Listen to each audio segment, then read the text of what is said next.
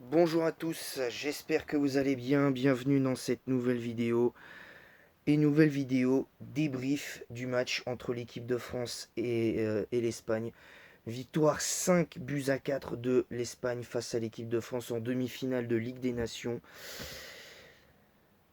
Et qu'est-ce que vous voulez dire de plus? Qu'est-ce que vous voulez dire d'autre que c'est honteux? Voilà, j'ai rien d'autre à dire. Pour moi, c'est honteux. C'est honteux de perdre de cette manière. Alors je vois des unes où il y a marqué des regrets. Il n'y a pas de regrets.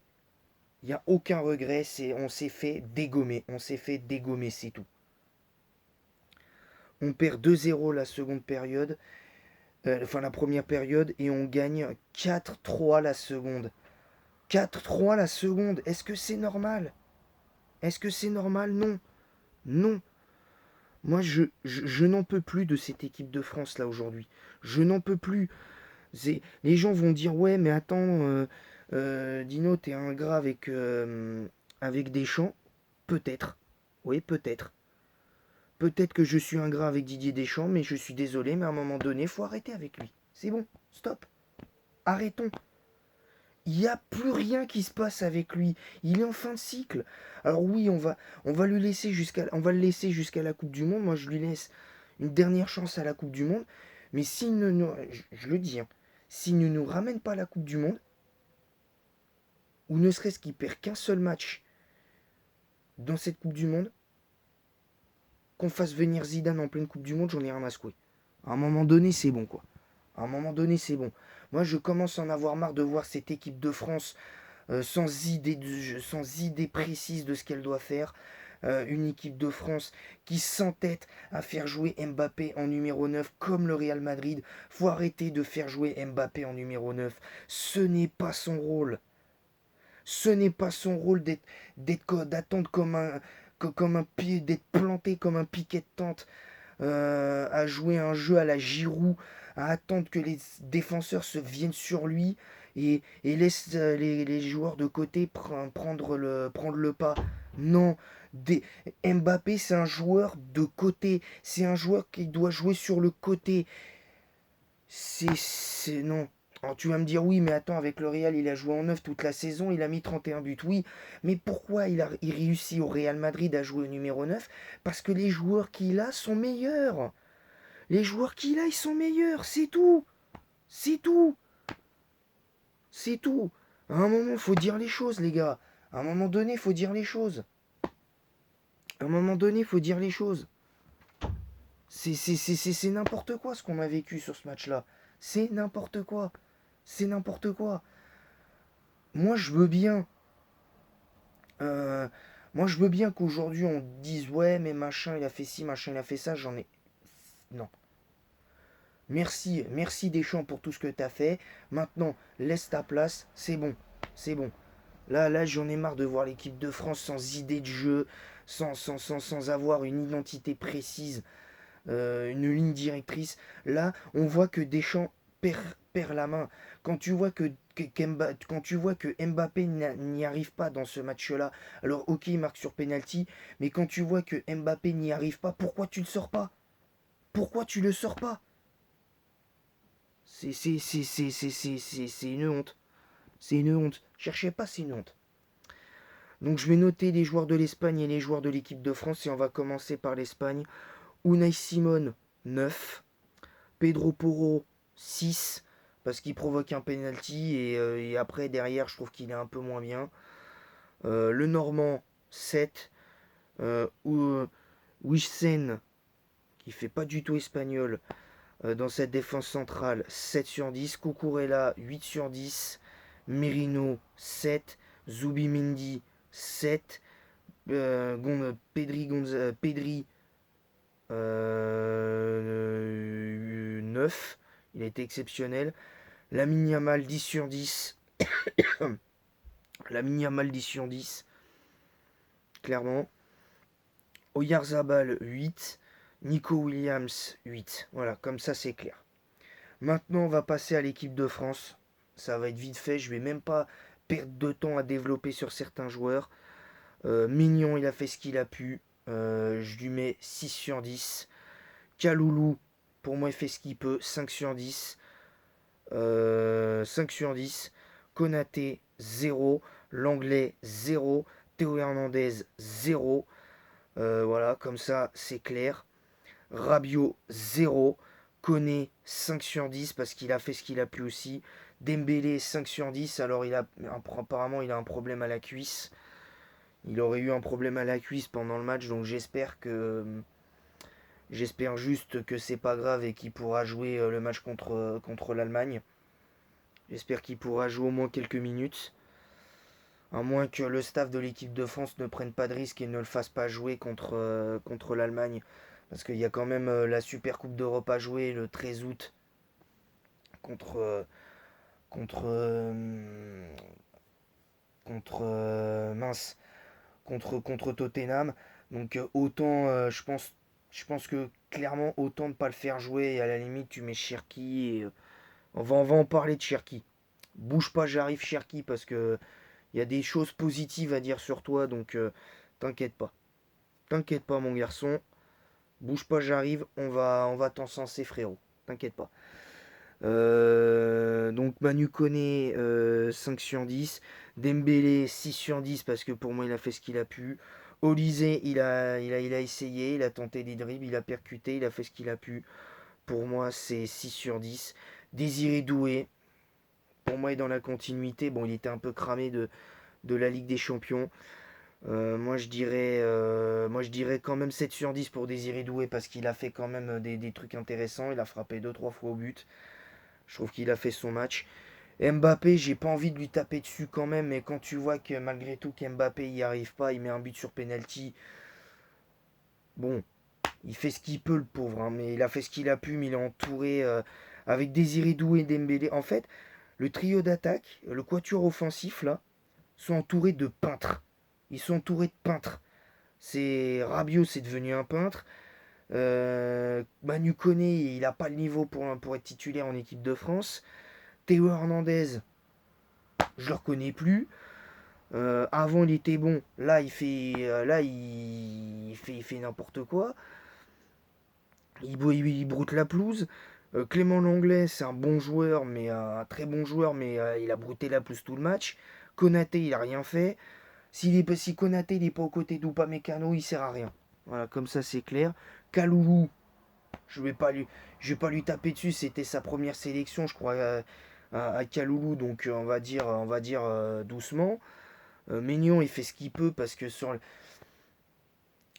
les 5 buts, il peut pas faire grand chose parce que là, par exemple sur le doublé de Lamine Yamal, certes il a pas la main ferme, mais il est pas abandonné, il est pas aidé par sa défense, donc faut pas tout de suite dire ah ouais mais Maignan faut le changer, faut dire ça y est, faut faire jouer Lucas Chevalier contre l'Allemagne. Non, non non non, c'est pas comme ça que ça marche. C'est pas du tout comme ça que ça marche. Donc voilà. Maintenant voilà. En plus, paradoxalement, je trouve que l'arbitre Michael Oliver a fait son match, il n'y a pas eu vraiment d'erreur. Si à la limite on doit relever des erreurs, c'est peut-être les. C'est peut-être. Si on veut chipoter, c'est peut-être l'éventuelle main dans la surface. Euh, une main française dans la surface pendant une attaque espagnole. Mais bon, pour moi, il n'y a pas main parce que le bras il est collé au corps. Donc il n'y a pas lieu à siffler penalty là-dessus. À la limite, pour moi, les deux seuls faits de jeu du match, pour moi, c'est le penalty qu'a obtenu Mbappé et le penalty obtenu par l'Espagne, qui a été provoqué par Lamine Yamal, puis transformé par Lamine Yamal.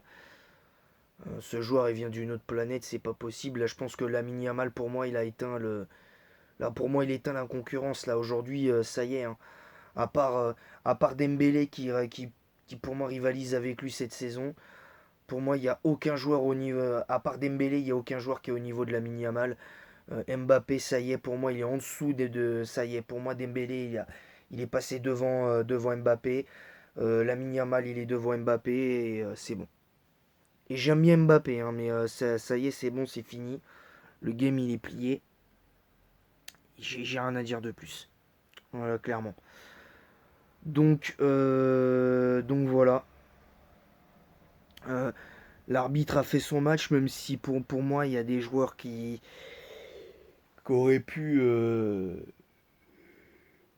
faire quelque chose. Là, j'en baille parce que les gens qui vont dire ouais, mais t'es dur avec cette équipe de France, ils ont fait l'effort de revenir en seconde mi-temps. Je m'en fous. Je vous le dis, je m'en fous. Je m'en fous de la deuxième mi-temps. Ils sont revenus à 5-4, ok. Mais c'est pas ça qu'il faut retenir. C'est pas le fait qu'ils sont revenus à 5-4 qu'il faut retenir. Ce qu'il faut retenir, c'est qu'on s'est fait exploser face à cette équipe d'Espagne. Dans le jeu, on s'est fait exploser. C'est tout. Comme ça, c'est clair. Euh, La seule chose de bien qu'a fait Didier Deschamps dans ce match-là, c'est ses changements.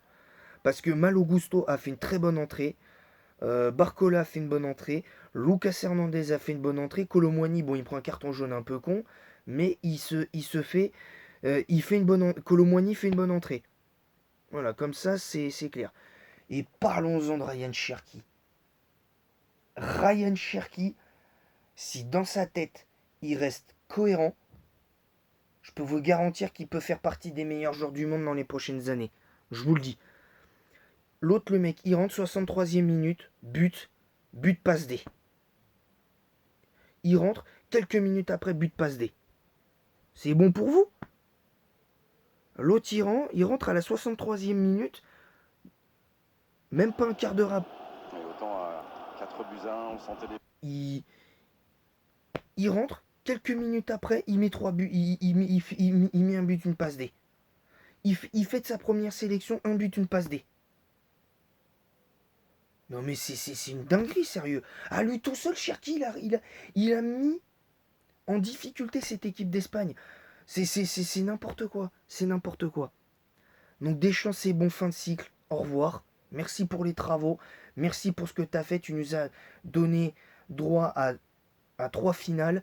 Enfin, 4 finales, entre guillemets, en compétition officielle. Pour 2 finales gagnées, 2 perdues. Une finale d'Euro perdue. Une finale de Coupe du Monde perdue. Euh, et 2 finales gagnées. Une en 2018. Une en Coupe du Monde 2018 et une, je crois, et une en Ligue des Nations en 2021. Maintenant, merci. Merci pour tout ce que tu as fait. Maintenant, laisse cède ta place. Maintenant, cède ta place. Voilà, comme ça, c'est clair. Il est temps que tu cèdes ta place, frérot.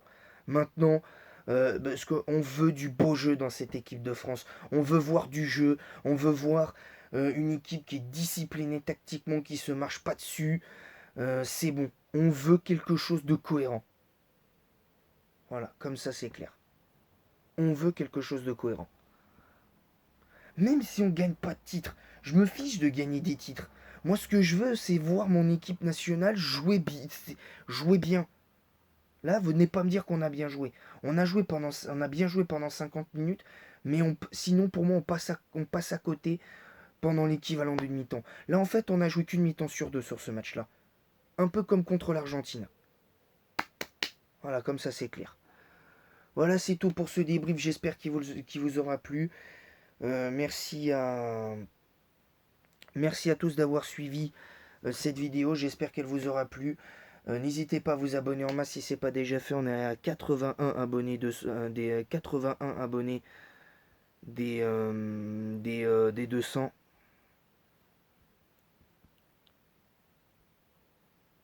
N'hésitez pas à vous abonner en masse si ce n'est pas déjà fait. N'hésitez pas à vous abonner en masse si ce n'est pas déjà fait. Et en attendant la prochaine, je vous dis à très bientôt pour de nouvelles vidéos. Je vous dis à tout à l'heure pour la suite du let's play sur F1 24. On va faire la suite de F1 24. Parce qu'on avait perdu, je rappelle qu'on avait perdu au Japon.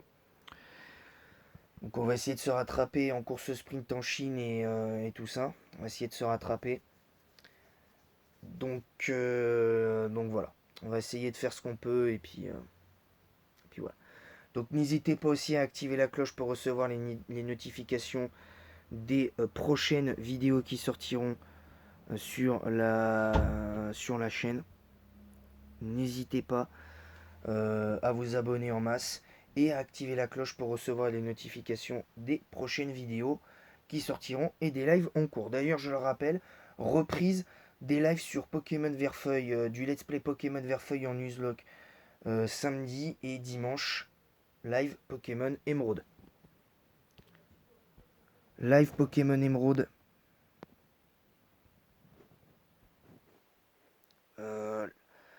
Le live Pokémon Émeraude. Live Pokémon Émeraude dimanche. On reprend les bonnes vieilles habitudes. On va reprendre les bonnes vieilles habitudes. Voilà.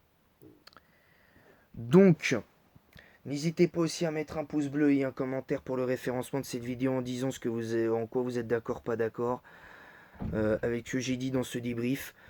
Maintenant, je ne vais pas dire que c'est encore une réaction à chaud, mais le lendemain d'un match, quand tu fais le débrief le lendemain d'un match, c'est difficile, surtout le lendemain d'une défaite, clairement. Voilà. Donc encore une fois, merci pour vos retours sur le live sur le live de PSG Inter, le 5-0. Donc merci à vous pour le live débrief les retours sur le live débrief de la Ligue des Champions. Donc merci à vous. Merci à vous pour votre soutien, votre présence et votre soutien. Je vous adore les gars. Encore une fois, sans vous, je me serais arrêté depuis longtemps. Donc je vais vous laisser là. Merci à tous et en attendant la prochaine. J'espère un débrief foot un peu meilleur. J'espère un débrief foot un peu meilleur. Peut-être en espérant un débrief foot un peu meilleur contre l'Allemagne. J'attends pour moi victoire obligatoire contre l'Allemagne. Maintenant, en attendant la prochaine, je vous dis à bientôt. Merci à tous. Que la passion du football vous guide. Et à bientôt pour de nouvelles aventures.